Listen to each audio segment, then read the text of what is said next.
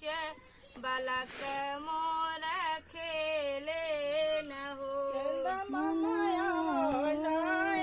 गनवा के बीच बालक मोर खेले न हो। चंदा मामा वनाया गनवा के बीच लालन मोर खेले न हो। गनवा के बीच लालन मोर खेले न हो।